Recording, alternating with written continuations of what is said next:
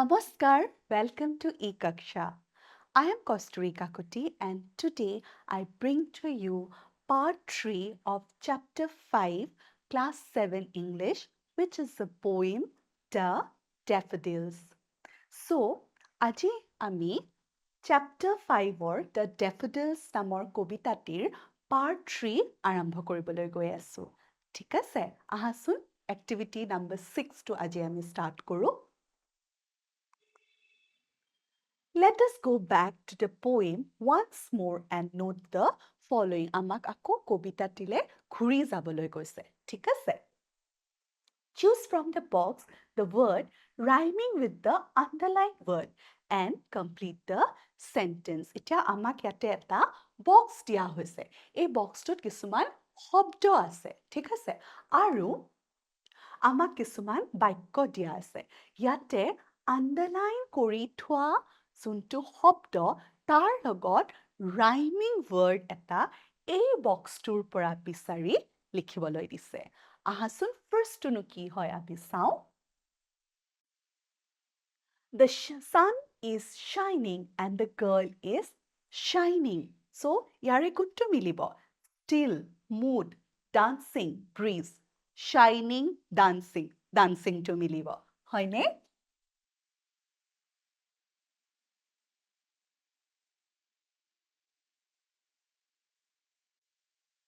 Next, the forest is full of green trees and the flowers are dancing in the cool.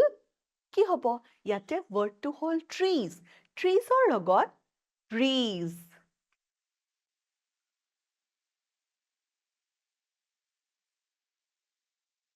Next, on the top of the bare hill, I stand mute and hill still.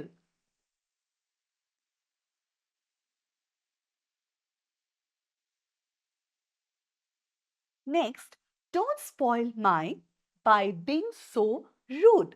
Rude, mood. হয়নে?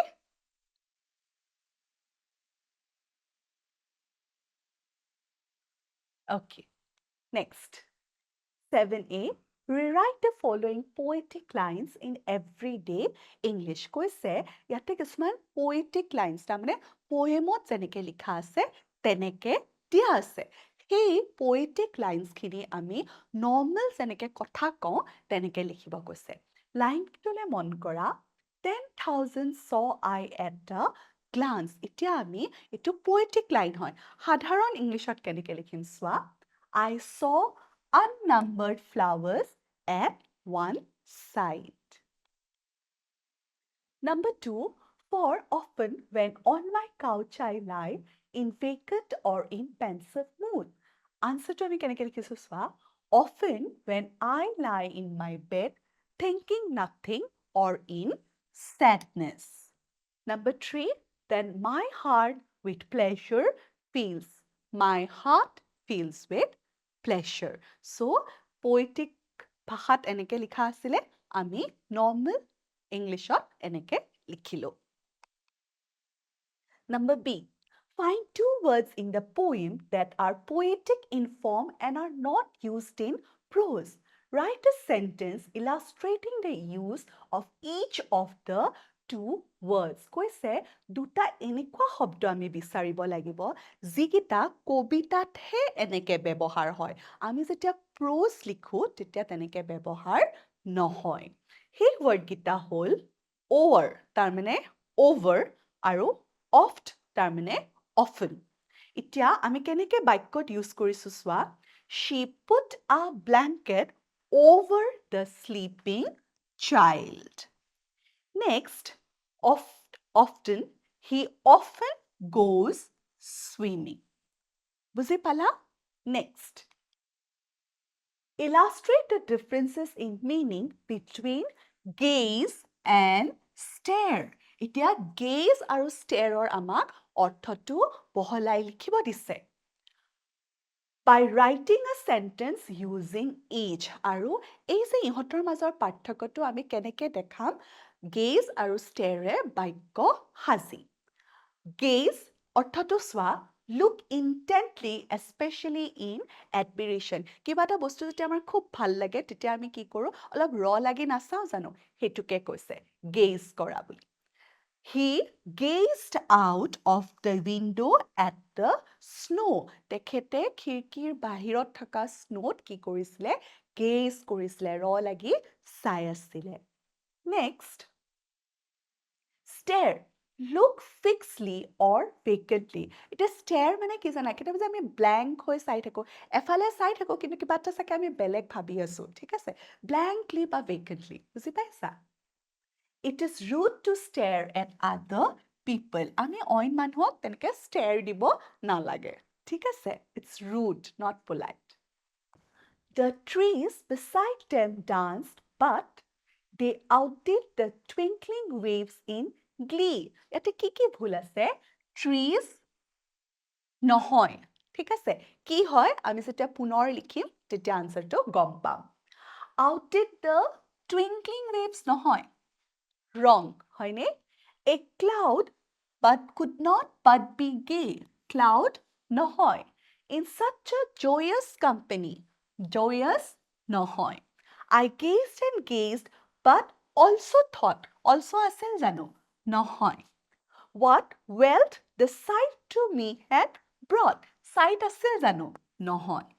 So, শুদ্ধকেইটা কি আমি চাওঁ আহা। The waves beside them dance. Trees নহয়, waves. But they outdid the sparkling waves in glee. Twinklingৰ জেগাত আমি কি লিখিছো? Sparkling. A poet could not but be gay. Poetৰ জেগাত কি আছিলে? Cloud. In such a jocund company. Jocundৰ জেগাত কি আছিলে? Joyous. I gazed and gazed, but little thought. Littleৰ জেগাত also আছিলে, হয়নে? ভুলকে আছিলে.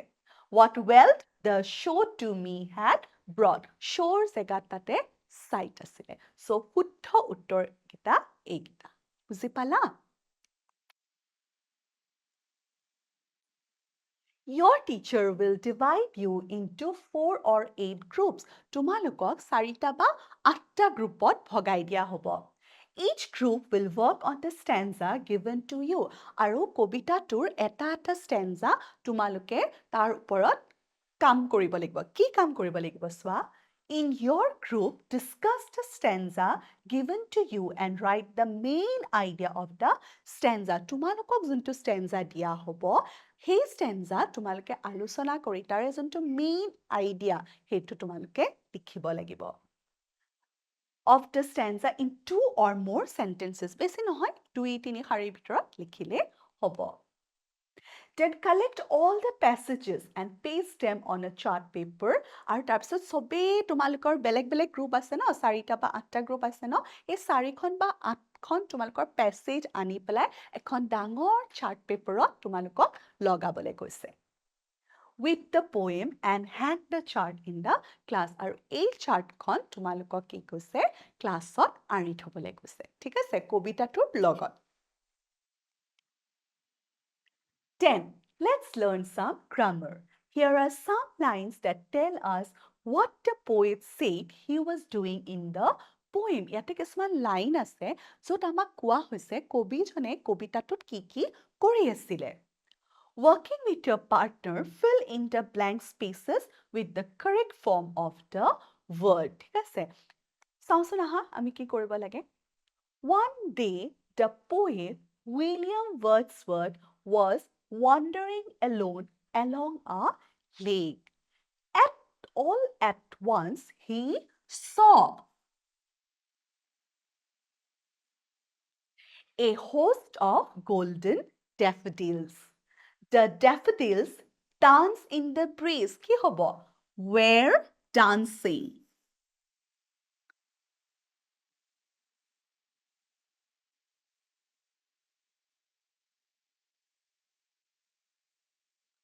Were dancing in the breeze. The poet compare আছে কি হ'ব? The poet compared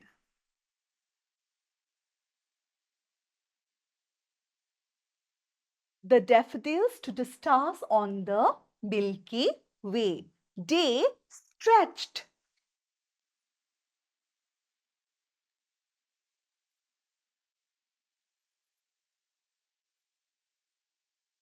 In a never-ending line along the side of the lake. He noticed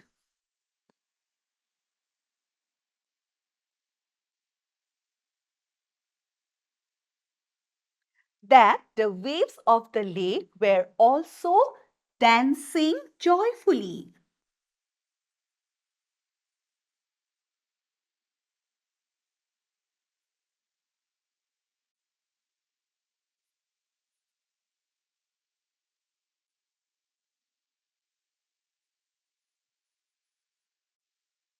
He enjoyed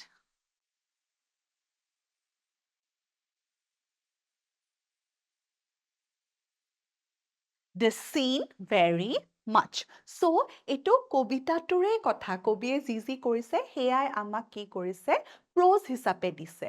So, আমি ইয়াতে correct tense খিনি ভৰাই পেলাই verbৰ passageটো complete কৰিলো. কি কৈছে? The poet compared the daffodils to the stars on the Milky Way. কবিয়ে daffodils খিনি হাতীপতিৰ তৰাৰ লগত তুলনা কৰিছিল. They stretch in a never-ending line along the side of the lake. দূৰ দূৰদিলৈকে daffodils খিনি বিয়পি আছিলে সেই হ্ৰদৰ কিনাৰত. He noticed that the waves of the lake were also dancing joyfully. আৰু তেওঁ notice কৰিছিলে যে সেই হ্ৰদৰ ঢৌবিলাকেও খুব আনন্দ মনে নাচি উঠিছিল. He enjoyed the scene very much. আৰু তেখেতে এই মনোৰম দৃশ্যটো বৰ ভাল পাইছিল, বৰ ফূৰ্তি বা আনন্দ উপলব্ধি কৰিছিল. Later, in his sad moments, when the poet often recalled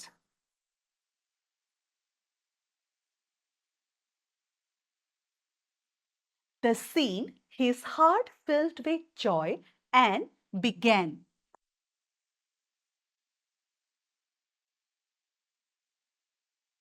to dance with the daffodils. কৈছে পিছলৈ যেতিয়া কবিয়ে সেই মনোৰম দৃশ্যটো মনলৈ আনিছিল তেতিয়া কি হৈছিলে তেওঁৰ হৃদয়খন ফূৰ্তি আৰু আনন্দেৰে ভৰি পৰিছিল ঠিক আছে আৰু সেই daffodilsৰ লগত নাচি উঠিছিল সো এই গোটেই কবিতাটোৱে হয়নে নহয় বুজি পালা নিশ্চয় আমি নেক্সট এক্টিভিটিটোলৈ যাওঁ 11. Read the poem carefully. Pick out the words from each stanza that indicate or refer to some kind of action or verb. In your exercise book, make a list of all the action words that you have picked out. Use the dictionary to find out the meaning of the unfamiliar action words. এতিয়া আমি কি বাছি উলিয়াব লাগিব জানানে কিছুমান action words আৰু সিহঁতৰ meaning. ইয়াতে আমি কৰিছো চাওঁচোন আহা Wander. Wander মানে কি? To walk around slowly without any purpose. অনাই বনাই ঘূৰি ফুৰা. Float. To move slowly through air or water. পানী বা বায়ুত উপঙি ফুৰা. Saw. To look. দেখা পোৱা. Fluttering. To move quickly and lightly. খুব সোনকালে move কৰা. ঠিক আছে? Shine. To be bright. উজ্জ্বলি থকা.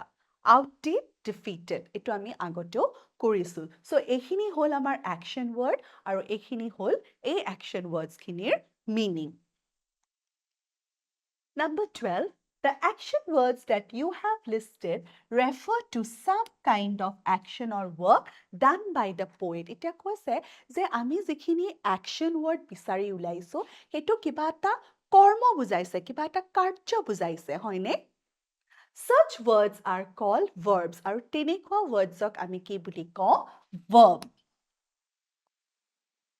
Write down some action words in column B that match with the nouns in column A. এতিয়া next activity to দিছে column A আৰু column B আমি nounৰ লগত যিখিনি action verbs ব্যৱহাৰ হৈছে বাছি উলিয়াব লাগিব।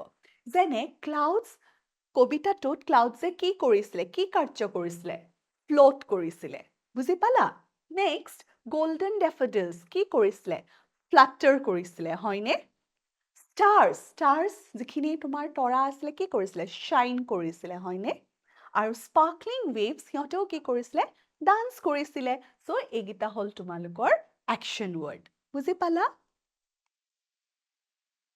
Working with your partner, use the verbs in column B and write 4 sentences that tell what the nouns in column A were doing, what has been done for you. এতিয়া আমাক বাক্য সাজিবলৈ দিছে ঠিক আছে সেই noun গিটা আৰু action word বা verb গিটা লৈ The cloud was floating over vales and hills. Golden daffodils were fluttering in the breeze. Stars were shining in the sky. Sparkling waves were dancing. Clear? Number 13. You have come across the term preposition. You know that prepositions are words like kiki words preposition diya ase swa. At, as, by, for, to, etc. These words are usually placed before a noun or a pronoun to show their relation to place, time, direction, means, etc.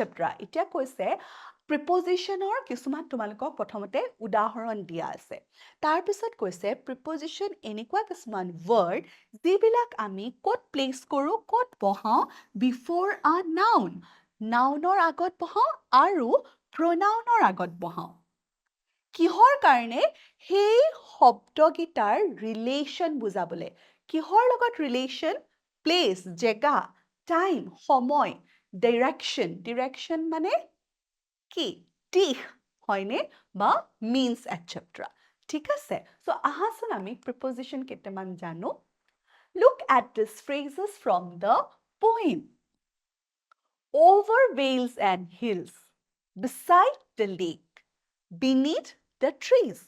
The underlined words are prepositions denoting place. এতিয়া আমাক কি কৈছে জেগা সময় দিশ এইবিলাক বুজাই হয়নে এই preposition কিটাই কি বুজাইছে জানানে জেগা Here are some more examples. In the morning, at noon, on Monday. Itia in, at, on. The underlined words above are prepositions denoting time. Itia a in, at, aru on preposition ama ki bujaise? Time. Hoine? Agor gita ama ki bujale? Place. Now read these phrases. Phrases kitaban disse amak porhibo. Up the hill, down the road, to the north. The underlined words in these 3 examples are prepositions denoting direction. মই যে তোমালোকক কৈছিলো দিশো বুজাই হয়নে so up down to এয়া আমাক কি বুজাইছে দিশ Here are some more phrases. By car, on foot, with a knife. Here, preposition gita koise by, on, with denote how something is done. For example, I cut the apple with a knife. Yate koise last or to amar ki asile jana means. The means mane kihere kamtu hoise. বুজি পালানে ইয়াতে by car I went to school by car মই কিহেৰে স্কুললৈ গলো by car আৰু ইয়াতে যোনটো উদাহৰণ দিছে তোমালোকক with a knife I cut the apple with a knife মই এপলটো কিহেৰে কাটিছো means to কি মোৰ কাটা knife কটাৰ বুজি পালা Now complete the sentences with the correct prepositions clouds float কি হ'ব over hills and valleys. The daffodils bloomed কি হ'ব? Beside a lake. Stars were shining in the night sky. They formed a line the shore of a bay along. ঠিক আছে? He would often lie his couch lost in thoughts on. বুজি পালা? Discuss in groups and write a few lines on how you felt after you saw a beautiful garden full of blooming flowers. তোমালোকক দলত আলোচনা কৰিবলৈ দিছে তোমালোকৰ অনুভৱ যেতিয়া তোমালোকে এখন ধুনীয়া বাগিচা দেখিছা য'ত বিভিন্ন ধৰণৰ ফুল ফুলি আছে। নেক্সটটো চোৱা, a place without trees and flowers, totally opposite. এনেকুৱা এটুকুৰা জেগা য'ত ফুল নাই, গছ নাই তেনেকুৱা। এইটো দেখি তোমালোকৰ কেনেকুৱা লাগিছে আৰু প্ৰথমটো দেখি তোমালোকৰ কেনেকুৱা লাগিছে? গ্ৰুপ বান্ধি তোমালোকে আলোচনা কৰিবলৈ দিছে। এইটো তোমালোকে নিজে কৰিব পাৰিবা, গতিকে নিজে কৰিবা। ঠিক আছে? Activity number 15. Sit in a circle. Your teacher will tell you a story. তোমালোকক এটা circleত বহিব দিছে, ঠিক আছে? তাৰ পিছত কৈছে তোমালোকৰ টিচাৰে এটা story ক'ব। After a few sentences, he will stop narrating. আৰু সেই storyটো কোৱাৰ কেইশাৰীমানৰ পিছত তেওঁ আৰু নকয়। ঠিক আছে? কোৱা বন্ধ কৰিব। Each student will continue to narrate the story from the point where the previous one has stopped. আৰু তোমালোকে কি কৰিবা য'ত টিচাৰে ষ্টপ কৰিছে তাৰ পৰা এজনৰ পিছত ইজনে ষ্টৰিটো কৈ গৈ থাকিবা। Each student is supposed to add 4 to 10 sentences আৰু প্ৰতিজনে 4 বা 10 লাইনলৈকে ক'ব পাৰিবা। You may add new characters, events, descriptions and so on. আৰু তোমালোকে যেতিয়া সাধুটো কৈ যাবা নহয়, তোমালোকে তাতে নতুন নতুন চৰিত্ৰ কথা ক'ব পাৰিবা, বেলেগ বেলেগকে তোমালোকে events add কৰিব পাৰিবা, descriptions দিব পাৰিবা, ঠিক আছে? The one who comes up with the maximum number of sentences will be the winner. আৰু এতিয়া কৈছে যোনে সবতছে বেছি বাক্য ক'ব পাৰিব বা সেই সাধুটোৰ আৰু বেছিকে আগবঢ়াই নিব পাৰিব তেৱেই winner হয়। বুজি পালা? So with that we have come to the end of that activity. Now let's start B. Now write the story in your own words. Give a suitable title. এতিয়া কৈছে সেইটো activity তাতে শেষ হ'ল। এতিয়া তুমি তোমাৰ ভাষাত, ঠিক আছে, ষ্টৰিটো লিখিব লাগিব আৰু ষ্টৰিটোৰ এটা টাইটেলো দিব লাগিব। বুজি পালা? So with that we have come to the end of this video. Thank you.